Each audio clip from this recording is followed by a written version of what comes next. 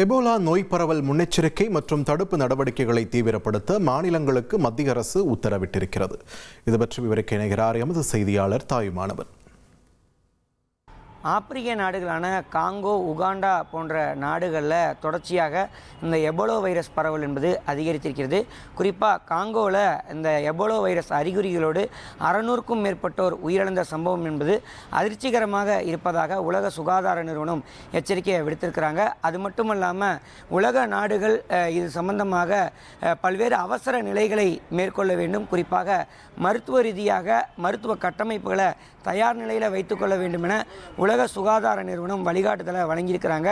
அந்த வகையில் மத்திய அரசு மற்றும் மத்திய சுகாதாரத்துறையின் தரப்பில் அதற்கான முன்னெடுப்பு என்பது மேற்கொள்ளப்பட்டிருக்கிறது.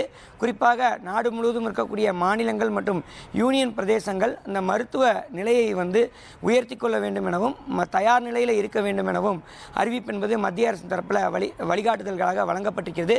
அது மட்டும் இல்லாமல் இந்த எபோலா வைரஸ் பாதிப்புகள் என்பது இந்தியாவை பொறுத்தமட்டில் தற்போது வரை கண்டறியப்படவில்லை என்றாலும் கூட இந்த நோய் பரவல் ஏற்படாமல் இருப்பதற்காக பல்வேறு வழிகாட்டு நெறிமுறைகளை மத்திய அரசு வகுத்திருக்கிறாங்க. அந்த வகையில் நோய் பாதிப்பு இருக்கக்கூடிய ரெட் ஸ்பாட் நாடுகள், அதாவது காங்கோ உள்ளிட்ட நாடுகளில் இருந்து வரக்கூடிய பயணிகள் தொடர்ச்சியாக விமான நிலையங்களில் பரிசோதனை மேற்கொள்வதற்கு திட்டமிட்டிருக்கிறாங்க.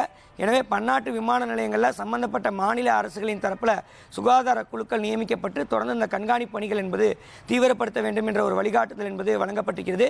அந்த வகையில் வெளிநாடுகளில் இருந்து வரக்கூடிய நபர்கள் தங்களை தாங்களே சுயமாக பரிசோதனை செய்து கொண்டதற்கான அந்த செல்ஃப் டிக்ளரேஷன் ஃபார்மை பூர்த்தி செய்வது மட்டுமல்லாமல் அந்த ஃபார்மோடு தங்களுடைய முகவரி, இருப்பிடம் உள்ளிட்ட அடையாள அட்டையுடன் சேர்த்து தங்களுடைய தகவல்களை வழங்க வேண்டும் என்ற ஒரு வழிகாட்டுதல் என்பது வழங்கப்பட்டிருக்கிறது. அது மட்டுமல்லாமல் இந்த வகை நோய் பாதிப்பை பொறுத்தமட்டில் பார்த்தோம் என்றால் நோய் தொற்று உறுதியானதிலிருந்து 2 முதல் 21 நாட்களுக்குள்ளார இந்த நோய் பாதிப்பு என்பது தெரிய வரும் என எதிர்பார்க்கப்படுகிறது.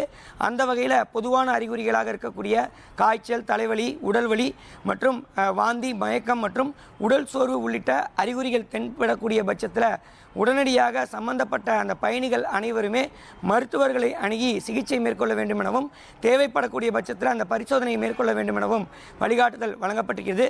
அது மட்டுமல்லாமல் இந்த அறிகுறிகள் தென்படக்கூடிய நபர்கள் இந்த வெளிநாடுகளிலிருந்து வரக்கூடிய நபர்களுடைய மாதிரிகள் சேகரிக்கப்பட்டு புனேவில் இருக்கக்கூடிய ICMR லேபுக்கு அனுப்பப்பட்டு சோதனை மேற்கொள்ள வேண்டும் என்ற ஒரு வழிகாட்டுதலும் வழங்கப்பட்டிருக்கிறது. அது மட்டுமல்லாமல் மாநிலத்தில் இருக்கக்கூடிய சுகாதார கட்டமைப்புகளை வலுப்படுத்தக்கூடிய வகையில் மாநிலத்தில் இருக்கக்கூடிய மருத்துவமனைகளில் இந்த எபோலா வைரஸ்க்கென தனியான வார்டுகள் அமைக்க வேண்டும். அது மட்டும் இல்லாமல் மருத்துவர்களை சுழற்சி அடிப்படையில் பணியாற்ற வேண்டும். அதேபோல் நோய் பாதிப்பை கட்டுப்படுத்துவதற்கு PPE உடை, கவச உடை உள்ளிட்ட அவசரகால தேவையான மருத்துவ உபகரணங்களை கையிருப்பில் வைத்துக்கொள்ள வேண்டும் என்ற ஒரு வழிகாட்டுதலையும் மத்திய அரசு வழங்கியிருக்கிறாங்க.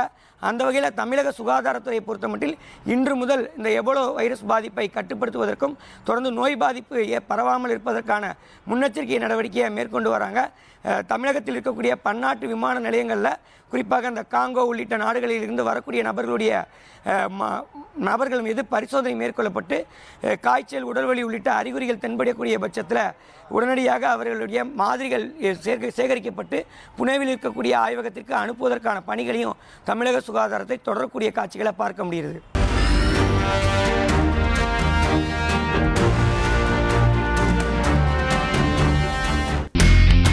இனி செல்லும் இடமெல்லாம் செய்தி. தந்தை டிவியின் வாட்ஸ்அப் சேனலை ஃபாலோ பண்ணினா செல்ல இருக்கும் இடமெல்லாம் செய்தி. இதோ QR கோட் இப்பவே ஸ்கேன் பண்ணுங்க, ஃபாலோ பண்ணுங்க.